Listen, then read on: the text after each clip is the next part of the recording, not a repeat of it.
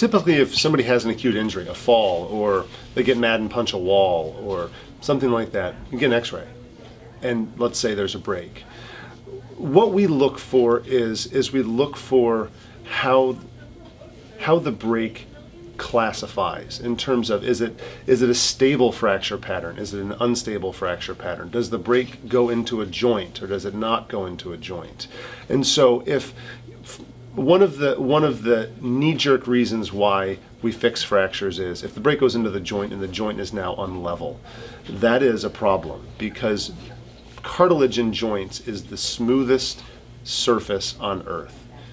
And so if you put a speed bump in the joint because now the joint's not level, then that joint is going to rapidly wear out and get arthritic.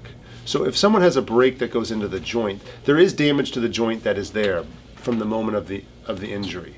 But if you can put the pieces back together and make the joint as perfect as that joint can now be, you can dramatically hold off what's called post-traumatic arthritis and keep people much more functional for much longer than if you haven't leveled their joint and made them better. Similarly, if something's really crooked, things aren't meant to be really crooked. And so part of our job is to be able to look at an x-ray and understand the difference between whether or not something looks perfect or whether it's perfectly acceptable.